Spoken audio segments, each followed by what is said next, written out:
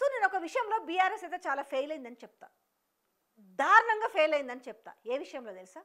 ఇప్పుడు ఏవైతే ఇందిరమ్మ ఇళ్ళ గురించి చెప్తున్నారో, ఇవాళ ఇంతోళ్ళు అంతోళ్ళు పోయి ఏడనో మొత్తానికి కాన్స్టిట్యున్సీలో 4 ఇండ్లు కడితే ఆ 4 ఇండ్లు ఒక ఇండ్ల దగ్గరికి పోయి ఇది ఇందిరమ్మ ఇల్లు అని హోమ్ టూర్ చేస్తారు కదా.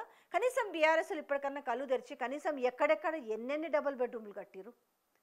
హైదరాబాద్లో అయితే అవుటర్ ఏందది ఆ కొల్లూరు, నేను కొత్తగా చెప్పేది ఏం లేదు, కేసీఆర్ కాలనీ అని చెప్పి అన్నీ కూడా ఇప్పుడు ఆక్యుపెన్సీ ఇచ్చారు కదా. ఇవన్నీ ఎవరు కట్టిరు అసలు ఇల్లులు?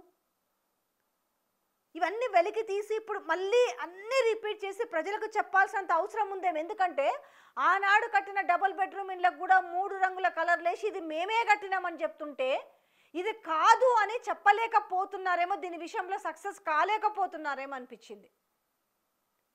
ఆల్మోస్ట్ ఎన్ని లక్షల ఇల్లు కట్టిరు? ఈ లక్షల ఇళ్ళ గురించి ఎందుకు పోయి మళ్ళీ వీళ్ళు అక్కడికి పోయి ఆ గ్రౌండ్ రిపోర్ట్లో చెప్పలేకపోతున్నారు అనిపిస్తుంది. ఎందుకంటే ఇప్పుడు హైదరాబాద్ ఈ మహానగరంలో ఇప్పటి వరకు ఒక ఇందిరమ్మ ఇళ్ళనే కట్టిరా? అసలు జాగాలు దొరుకుతాయి? ఉన్న జాగాలంతా ప్రభుత్వమే తెగ నమ్ముకొని పోతుంది. ప్రభుత్వాలకి జనరల్గా ఆ రోజు బీఆర్ఎస్ అండ్ టీఆర్ఎస్ ప్రభుత్వంలో గవర్నమెంట్ స్థలంలో ఇల్లులు కట్టించింది.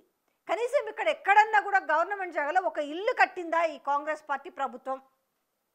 ఛాలెంజ్ చేస్తున్నాం, ఒకటి చూపియండి. కానీ ఇప్పుడు హిల్ టు పీ పాలసీ తీసుకొచ్చి ప్రభుత్వం మూలు తెగ నమ్మి జేబులు నింపుకోవడానికి అతి పెద్ద స్కామ్కి తెగబడ్డారు. కానీ మరి అట్లాంటి వాటిలో ఇల్లు కట్టించి ఇవ్వచ్చు కదా. బెబ్బే మన జేబులు నిండాలి ఇక్కడ, కానీ మనం మాత్రం ఫ్రీ పబ్లిసిటీ చేసుకోవాలి.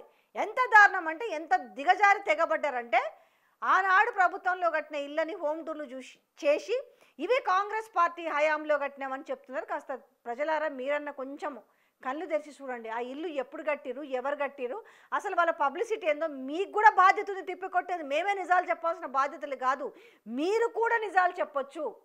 మీరు కూడా ప్రతి ఒక్కరు కూడా సోషల్ జర్నలిస్ట్ అవ్వచ్చు. ఓ కెమెరా తీసుకొని ఇది నాకు ఇల్లు వచ్చింది, ఈ ఇల్లు ఎవరిది, ఆనాటి ప్రభుత్వంలో వచ్చింది, ఓ 2 ముక్కలు చేసి మీరు కూడా పెట్టొచ్చు. ఎందుకంటే ఆ బాధ్యత మీకు కూడా ఉంది.